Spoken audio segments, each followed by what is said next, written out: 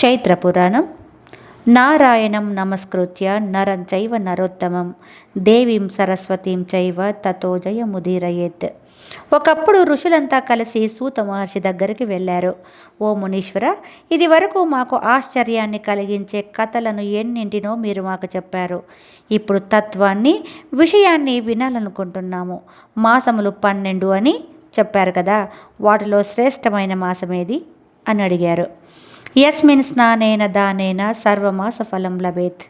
ఏ మాసంలో చేసిన స్నానం చేత, దానం చేత సమస్త మాసాల్లో చేసిన ఫలితం లభిస్తుంది అని అడిగారు. అప్పుడు సూత మహర్షి, ఓ మునీశ్వరులారా, మీరంతా శ్రేష్ఠులు, ధన్యులు, తపస్సంపన్నులు. లోకోపకారమైన గొప్ప ప్రశ్న వేశారు. నేను చెప్పబోయే సమాధానాన్ని ఏకాగ్రమైన మనస్సుతో వినండి. మాసములలోకెల్లా మొట్టమొదటిది చైత్రమాసం అని అంటారు. ఏ మాసంలో చేసిన దానం, స్నానం 1,000,000 రెట్ల కంటే ఎక్కువ ఫలితాన్ని ఇస్తాయో అదే చైత్రమాసం. అంటే చైత్రమాసంలో చేసిన స్నాన దానాదులు 1,000,000 రెట్ల కంటే ఎక్కువ ఫలితాన్నే ఇస్తాయి. పైగా ఈ మాసము దానము, యజ్ఞం, వ్రతంతో సమానం. ఈ మాసమే సమస్త కోరికలను తీరుస్తుంది. సమస్త తీర్థాల్లోకి పుష్కర తీర్థం ఎట్లా శ్రేష్టమైనదో, సమస్తమైన నదులలో గంగా నది గొప్పదని ఎట్లా చెప్పబడుతున్నదో, తిథులన్నింటిలోకి ప్రతిపద్ అంటే పాడ్యమి ఏ విధంగా పెద్దదో, సంవత్సరాలన్నింటిలోకి ప్రభవ నామ సంవత్సరం ఎట్లా గొప్పదో, అట్లాగే మాసాలన్నింటిలోకి చైత్రమాసం మొదటిదని, గొప్పదని అంటారు. అందుకే చైత్రమాసమే అన్నింటికంటే మొదటిది అని చెప్పబడుతున్నది. సమస్త జీవులకు వాటి కోరికలను తల్లి ఎలా తీరుస్తుందో అట్లాగే సమస్త జీవుల కోరికలను ఈ మాసం తీరుస్తుంది. ఈ మాసం సర్వధర్మముల సారం, సమస్త క్రియల సారం, సమస్త తపస్సుల సారం. అంతేకాదు ఈ మాసం దేవతల చేత కూడా పూజింపబడుతుంది. ఎల్లప్పుడూ సమస్త జీవుల యొక్క మహాపాతకములను నశింపచేస్తుంది. విద్యలలో వేద విద్య వలె, మంత్రములలో ఓంకారము వలె, చెట్లలో కల్పవృక్షం వలె, ఆవులలో కామధేనువులాగా, నాగజాతిలో ఆదిశేషువులాగా, పక్షులలో గరుత్మంతునిలాగా, దేవతలలో విష్ణువులాగా, వర్ణములలో బ్రాహ్మణం వలె, ప్రియమైన వస్తువులలో ప్రాణం వలె, స్నేహితులలో భార్య వలె, పువ్వులలో పద్మం వలె, సరస్సులలో మానస సరోవరం వలె, ఆయుధాల్లో వజ్రంలాగా, లోహములలో బంగారం వలె, వైష్ణవులలో రుద్రుడి వలె, రత్నములలో కౌస్తభం వలె, ధర్మహేతువులైన మాసాలలో చైత్రమాసం కూడా అంతటి శ్రేష్టమైనది. లోకంలో విష్ణు ప్రీతికరమైన మాసాలలో చైత్రమాసంతో సమానమైనది లేదు. సూర్యుడు మీనరాశిలో ఉండగా చైత్రమాసంలో అరుణోదయానికి ముందుగా స్నానం చేసేవాడి పట్ల లక్ష్మీ సహితుడైన భగవంతుడైన నారాయణుడు ప్రీతిని పొందుతాడు. సమస్త జంతువుల ప్రాణువులు అన్నంతో, ఆహారంతో ఎట్లా తృప్తి పడతాయో అట్లాగే చైత్రమాసంలో చేసే స్నానం చేత విష్ణువు సంతృప్తి పొందుతాడనడంలో ఎంత మాత్రం సందేహం లేదు. గొప్ప బుద్ధిమంతులైన ఏ మానవులు ఈ మాసంలో అరుణోదయాత్పూర్వం స్నానం చేస్తారో వాళ్ళ స్వర్గలోకంలో అనేక భోగాలను అనుభవిస్తారు అని చెప్పారు. ఋషులంతా సూత మహర్షితో, మీరు చెప్పిన శుభప్రదమైన చైత్రమాస ప్రభావాన్ని ఎంతో ఆదరంతో విన్నాం. మరింతగా చైత్రమాసం గురించి వివరంగా చెప్పమని అడగాలనుకుంటున్నాం అన్నారు. కనుక సమస్తమైన విశేష పాపాలను నాశనం చేయడంలో ఉత్తమమైన చైత్రమాస వర్ణనని మరింత ఆదరంతో మా మీద దయతో వివరంగా చెప్పండి.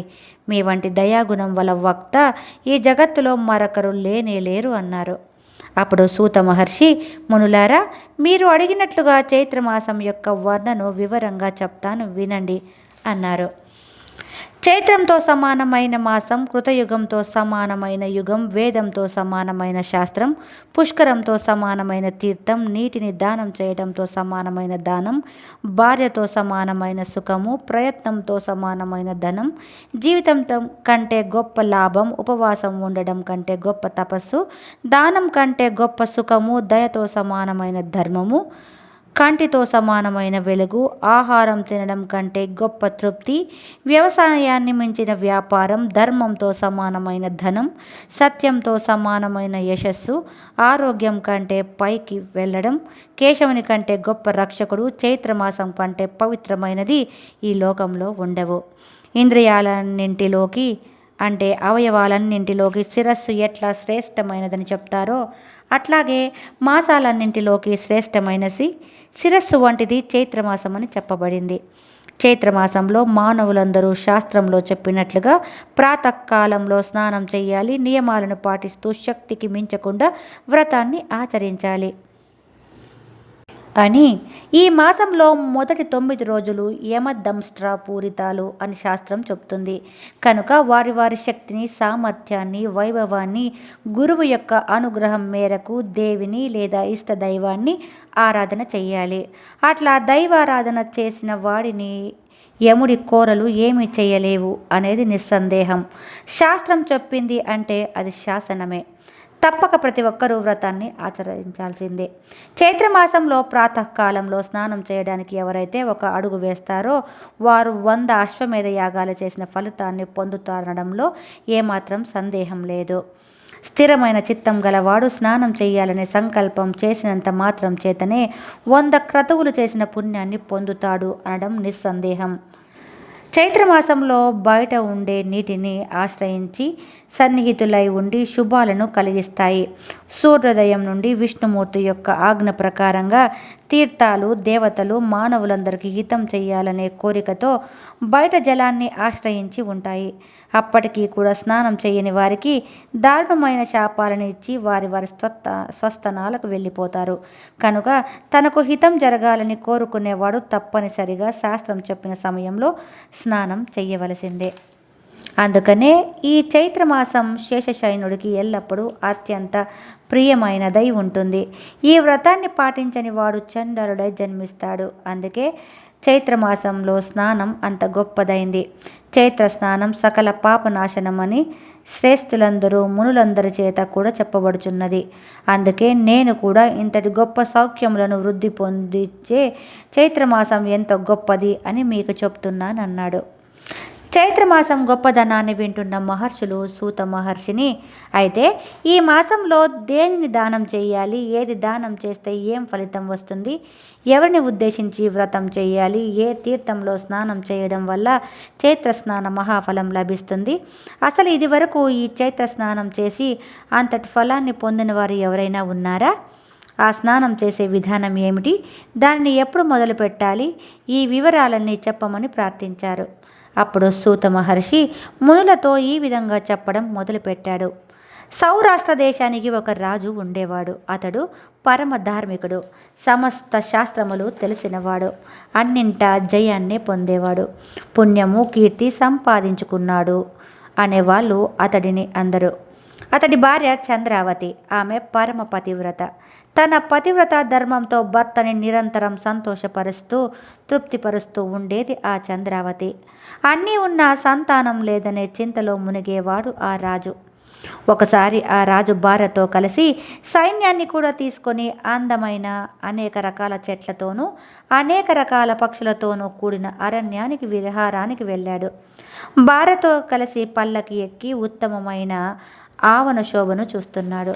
ఆ వనంలో మామిడి, మద్ది, వేప, నేరేడు, జువ్వి, ఉసిరి, తాటి, ప్రబ్బలి చెట్లతోనూ అనేక తీగలు, పొదలు, గుల్మాలు మొదలైన పుష్పజాతి చెట్లతోనూ బూరుగా, మాదిఫల మొదలైన వృక్షాలతోనూ పనస, కదలి మొదలైన పండ్లతోనూ గన్నేరు, పారిజాత, ఖర్జూర వృక్షాలతోనూ జాజిపత్రి, లవంగాది అనేక రకాల చెట్లతోనూ విరాజిల్లుతోంది. గోరువంకలు, కొంగలు, వాసనను మోసుకుపోయే కారండవాలు, చిలుకలు, పాలపక్షులు మొదలైన అనేక పక్షుల కిలకిలా రావాలతోనూ అనేక వందల నదులను ఆశ్రయింపబడిన పర్వత శిఖరాలతోనూ విరాజిల్లుతున్న ఆ అరణ్య శోభను రాజు తిలకిస్తున్నాడు. అట్లా ప్రకృతి సౌందర్యాన్ని ఆస్వాదిస్తూ ఉత్సాహంగా ముందుకు సాగిపోతున్న రాజు నెమ్మదిగా వింధ్య పర్వత శిఖరాలనికి వెళ్ళాడు. అక్కడ మిక్కిలి అందమైన శ్రేష్టమైన దివ్యమైన పద్మాలతో కూడిన ఒక సరస్సుని, సముద్రుని ప్రతిమని కూడా చూశాడు. పుణ్యకీర్తి అనే రాజు అక్కడ ఉన్న పక్షుల కిలకిల రావాలను వింటూ అక్కడి ప్రకృతి శోభను పరికిస్తూ ఆ వింధ్య పర్వత శిఖరం మీద స్ఫటికములతో తయారు చేయబడిన ఒక ప్రదేశాన్ని తనకు నివాసంగా చేసుకున్నాడు. చాలా కాలం భార్యతో కలిసి అక్కడ తిరుగుతూ కాలం గడుపుతున్నాడు రాజు. ఇంతలో ఒకనాటి మధ్యాహ్న సమయాన ఆ సరోవరానికి వేల మంది మునులను వెంట పెట్టుకుని మాండవ్యముని వచ్చాడు. పుణ్యకీర్తి ఆ మునిని చూసి లేచి నిలబడ్డాడు. ఋషులతో కూడిన మహర్షికి భార్య సమేతుడై పాదాభివందనం చేశాడు. మామిడి, నేరేడు, వెలగ మొదలైన పండ్లను సమర్పించాడు. 16 ఉపచారములతో రాజు ఆ మునులందరినీ పూజించాడు. విసనకర్రతో విసురుతూ విశ్రాంతి తీసుకున్న మునీశ్వరులను రాజు వినయంతో నమస్కరిస్తూ ఈ విధంగా అడిగాడు. ఓ మునిశ్రేష్ఠులారా, మీరు ఎక్కడి నుండి ఇక్కడికి వచ్చారు? ఇకపై ఇక్కడి నుండి ఎక్కడికి వెళ్ళబోతున్నారు అని రాజు ప్రశ్నించాడు మహర్షులను. వినయవంతుడైన ఆ మహారాజును చూసిన మహర్షి ఆనందంతో రాజు అడిగిన ప్రశ్నను, అతడి మాటలను ఎంతగానో మెచ్చుకున్నాడు. మాండవ్య మహర్షి, రాజా విను, ఓ పుణ్యాత్ముడా, మేమంతా బ్రహ్మపర్వత దర్శనం చేసుకుని నీ దగ్గరకు వచ్చాము. ఇప్పుడు మిక్కిలి ఆదరంతో శ్రేష్టమైన సరయూ నది చైత్ర స్నానం చేయడం కోసం అత్యంత శ్రేష్టమైన అయోధ్య నగరానికి వెళ్ళబోతున్నాము అని చెప్పాడు. మహర్షి చెప్పిన మాటలు విన్న రాజు, మహర్షి, మీరు చెప్పిన మాటల వలన నాకు ఒక సందేహం కలిగింది. నా యందు దయ ఉంచి నా సందేహాన్ని తీర్చండి. అన్ని మాసాల్లోకి చైత్రమాసం శ్రేష్టమని ఎట్లా అంటున్నారు మీరు? చైత్రమాసంలో స్నానం ఎట్లా చేయాలి వివరంగా చెప్పండి అని ప్రార్థించాడు. అప్పుడు మాండవ్య మహర్షి రాజుతో, మంచి విషయం అడిగావు. హితకరమైన విషయాన్ని జాగ్రత్తగా విను. చైత్రమాసంతో సమానమైన మాసం గడిచిన కాలంలో లేదు, రాబోయే కాలంలో ఉండదు. ఎట్లా అంటే విష్ణువుతో సమానమైన దేవుడు ఇంతకు ముందు లేడు, తర్వాత కాలంలో ఉండడో అట్లాగే ఎప్పుడైనా ఎక్కడైనా ఎప్పటికైనా చెట్టుకి వేరు ఎట్లా ప్రధానమో అట్లాగే మాసాలన్నింటికీ మధుమాసం ప్రధానమైనదని చెప్తారు. మీనరాశిలో సూర్యుడు ఉండగా మధుమాసంలో ఏ పని చేసినా అదంతా అక్షయమైనదవుతుందని తెలుసుకోవాలి. ఈ విషయంలో చర్చ చేయవలసిన పని లేదు, చర్చ చేయకూడదు కూడా. ఈ మధుమాసంలో చేసే స్నానం, దానం, జపం, హోమం, శ్రాద్ధం, పితృతర్పణం, దేవపూజ మొదలైనవన్నీ 1,000,000 రెట్లుగా అవుతాయి. అందుకని అన్ని విధములుగా ప్రయత్నపూర్వకంగా ఈ మధుమాసంలో స్నానం చేసి తీరాలి. సమస్త గుణములతో కూడినటువంటి హీనమైన పరిచ్ఛదమైనటువంటి గ్రహము ఏ విధంగా శోభించదో అదేవిధంగా చైత్రంలో ఏ ధర్మం చేయకుండా ఇతర మాసములలో చేయబడినటువంటి ఎంతటి గొప్ప ధర్మమైనా సరే వృధా అయిపోతుంది. సకల లక్షణములతో విరాజిల్లుతున్నప్పటికీ భర్త జీవించలేని స్త్రీ ఏ విధంగా శోభించదో, ఆమె లక్షణాలన్నీ ఎట్లా వృధా అవుతాయో అట్లాగే ఏ ధర్మమైనా ఎంత గొప్పదైనా చైత్రంలో చేయకుండా ఇతర మాసాల్లో చేస్తే అట్లాగే వృధా అయిపోతాయి. ఎంత చక్కగా అన్నీ వేసి తయారు చేయబడినా ఒక్క ఉప్పు వేయకపోతే ఎట్లా రుచికరంగా ఉండదో, పరిమళం, విలాసం లేని పువ్వులు, వస్త్రములు నిండుగా ధరించని స్త్రీ ఎట్లా ప్రకాశించదో అట్లాగే చైత్రంలో చెయ్యని ధర్మం మరే మాసంలో చేసిన ప్రయోజనం ఉండదు. కనుక ఏ శరీరాన్ని ధరించిన వారైనా సరే అన్ని విధములుగా ప్రయత్నించి చైత్రమాసంలో చెయ్యమని చెప్పిన ధర్మాలను తప్పనిసరిగా చెయ్యవలసిందేనని నిర్ణయించారు. నందుని కుమారుడైన శ్రీకృష్ణుడి కంటే శ్రీరాముడు వేరుగా లేడు. వసుదేవతనయుడైన శ్రీకృష్ణుడి కంటే శ్రీరాముడు వేరు కాదు. అందువలన అయోధ్య పట్టణానికి రాజైన శ్రీరాముణ్ణి చైత్రమాసంలో శాస్త్ర ప్రకారంగా పూజించాలి. సూర్యుడు మీనరాశిలో ఉండగా జానకీపతి అయిన శ్రీరాముని ఉద్దేశించి ప్రాతకాలంలో స్నానం చేసి జపం చేయాలి. లేకపోతే నరకానికి వెళ్ళక తప్పదు. చైత్రమాసానికి అంతటికీ సీతారాములే దేవతలు కనుక ఏ ఏ పనులు చేసినా ఆ మాసములలో ఆ పనులన్నీ సీతారాములను ఉద్దేశించి చెయ్యాల్సిందే మానవుడు. అలాగే చైత్రమాసంలో గాజు పాత్రలో భోజనం చేసినవాడు, భగవత్ సంబంధమైన మంచి కథలు విననివాడు, ప్రాతకాలంలో స్నానం చేయనివాడు, ఏ విధమైన చిన్న దానమైన చెయ్యనివాడు నరకంలోనే పొందుతారనడంలో సందేహం లేదు. ఒంటికి నూనె వ్రాసుకొని తలంటి పోసుకోవడం, పగటిపూట నిద్రపోవడం, గాజు పాత్రలో భోజనం చేయడం, మంచం మీద నిద్రపోవడం, ఇంటి అందే స్నానం చేయడం, తినకూడదని చెప్పిన వాటిని తినడం, 2 సార్లు భోజనం చేయడం, రాత్రి భోజనం చేయడం అనే 8 చైత్రమాసంలో వదిలిపెట్టాలి. జనులు ఉత్తమమైన ఈ వ్రతాన్ని ఆచరించి శ్రీరాముని పాద పద్మాలను ఆరాధించాలి. ఆ స్వామి పాదమును శిరస్సుపై ధరించాలి. ఆ స్వామికి అభిషేకించిన జలాన్ని శిరస్సుపై చల్లుకోవాలి. ఈ విధంగా చైత్రమాసమంతా చేసినట్లయితే అదే అన్ని మాసములలోనూ పుణ్యాన్ని సంపాదించి పెడుతుంది. ఓ రాజా, నేను చెప్పినట్లు చేసినట్టయితే అదే పుణ్యాన్ని, కీర్తిని, భుక్తిని, ముక్తిని కూడా అందరికీ ఇస్తుంది అని చెప్పాడు. అంతా విన్న పుణ్యకీర్తి మళ్ళీ మాండవ్య మహర్షిని, నా మీద దయ ఉంచి మాసాలన్నింటిలోకి చైత్రమాసానికి అంత గొప్పదనం ఎందుకు వచ్చిందో చెప్పమని ప్రార్థించాడు. మాండవ్య మహర్షి ఇలా చెప్పాడు. చైత్రమాసానికి అంతటి ఆధిక్యత, గొప్పతనం రావడానికి కారణం చెప్తున్నాను. నువ్వు అడిగిన విషయం పుణ్యాన్ని కలిగించేది, పాపాలను, మహాపాతకాలను నాశనం చేసేది కనుక శ్రద్ధగా విను. పూర్వం రాక్షస వంశంలో మహాబల పరాక్రమ సంపన్నులైన రావణ, కుంభకర్ణ, విభీషణులనే ముగ్గురు రాక్షసులు పుట్టారు. వాళ్ళు ముగ్గురు బ్రహ్మదేవుడి గురించి తపస్సు చేశారు. వాళ్ళు చేసిన శ్రేష్టమైన తపస్సుకు సంతోషించిన బ్రహ్మదేవుడు వాళ్లకు వరాలిస్తానన్నాడు. రావణుడు చావు రాకుండా వరం ఇవ్వు అని బ్రహ్మదేవుడిని అడిగాడు. అప్పుడు బ్రహ్మ రావణునితో ఇలా అన్నాడు. పుట్టుక కలిగినది ఏదైనా సరే కాలంలో వచ్చే మార్పు వలన వెంటనే తప్పక నశిస్తుంది. కనుక హీనులైన మానవుల చేత కానీ, చావు కలిగిన ఏ ఇతర ప్రాణుల చేత కానీ, దేవతల చేత కానీ నువ్వు చంపబడవు అని వరం ఇస్తున్నానన్నాడు. తరువాత సరస్వతీదేవి చేత విశేషమైన మోహంలో పడిన కుంభకర్ణుడు ఎక్కువ నిద్రని కోరుకున్నాడు. అతడికి బ్రహ్మదేవుడు సంవత్సరానికి 6 నెలల పాటు నిద్రపోతూ ఉండు, 6 నెలల పాటు ఆహారం స్వీకరిస్తూ ఉండు అని వరమిచ్చాడు. ఆ తర్వాత సత్వగుణ ప్రధానుడైన సత్య ధర్మపరాయణుడైన విభీషణుడు హరిభక్తిని కోరుకున్నాడు. 4 ముఖాల బ్రహ్మదేవుడు, ఓ విభీషణ, ఎల్లప్పుడూ నీ హృదయంలో నారాయణుడు ఉంటాడు అని వరమిచ్చాడు. ఈ విధంగా ముగ్గురికి వరాలిచ్చి బ్రహ్మదేవుడు సనాతనమైన సత్యలోకానికి వెళ్ళిపోయాడు. బ్రహ్మదేవుడు ఇచ్చిన వరబలంతో రావణ, కుంభకర్ణులిద్దరికీ గర్వం పెరిగిపోయింది. ఇద్దరూ కలిసి యజ్ఞాలకి విఘ్నాలు కలిగిస్తున్నారు, 3 లోకాలను పీడిస్తున్నారు. అందమైన త్రికూట చలాన్ని నివాసంగా చేసుకున్నారు. లంకా పట్టణం రాక్షస రాజైన రావణుడికి రాజధాని అయింది. సైన్యంతో సహా రావణుడు అక్కడ నివసిస్తున్నాడు. వరబల గర్వితుడైన రావణుడు దేవతలందరినీ తన వశం చేసుకున్నాడు. భూమండలాన్ని అతలాకుతలం చేస్తూ, ఋషి జన జీవనానికి విఘ్నాలు కలిగిస్తూ భూమి మీద ఉన్న జనులందరినీ పీడిస్తున్నాడు. రావణుని బలం అండగా కలిగిన రాక్షసులు భూమిపై అనేక ఉపద్రవాలు కలిగిస్తున్నారు.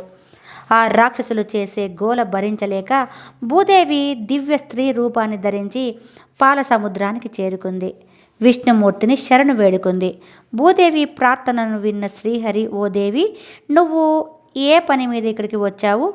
నీకు నేను ఏమి చెయ్యాలి అని అడిగాడు. భూదేవి విష్ణుమూర్తితో, ఈ భూభారాన్ని నేను మోయలేకపోతున్నాను. నేను నీటిలో మునిగి ప్రాణాలను వదిలిపెట్టాలని నిశ్చయించుకున్నానని చెప్పింది. విష్ణువు ఆమె మాటలను విని బ్రహ్మదేవుడు రావణాదులకు ఇచ్చిన వరాలను గురించి తెలుసుకున్నాడు.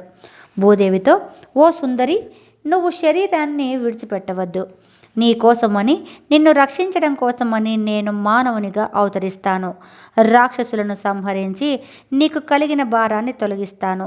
నీ స్థానానికి చేరుకుని సుఖంగా ఉండు, దుఃఖాన్ని పొందకు అని అభయమిచ్చాడు.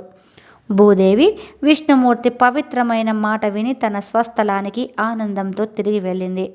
శ్రీ మహావిష్ణువు కూడా క్షణకాలం ధ్యానం చేసి తన మనసులో దేవతలందరినీ తలుచుకున్నాడు. బ్రహ్మాది దేవతలంతా ఆ క్షణంలోనే విష్ణుమూర్తి దగ్గరికి వచ్చారు. అందరూ చేతులు జోడించి విష్ణుమూర్తికి నమస్కరించారు. ఇంద్రాది దేవతలంతా శ్రీమన్నారాయణుని మాటి మాటికి స్తోత్రం చేశారు. అప్పుడు శ్రీమన్నారాయణుడు వాళ్ళతో, భూభారాన్ని పోగొట్టడం కోసమని ఇప్పుడు నేనే సాక్షాత్తుగా మానవునిగా అవతరిస్తాను. దేవతలైన మీరంతా కూడా భూభారాన్ని తీర్చడానికి నాకు సహాయంగా వానర రూపాలను ధరించండి. రుద్రాదుల సహాయంతో రావణుని యొక్క క్షత్రియ బలాన్ని సంహరించాలి అని చెప్పాడు.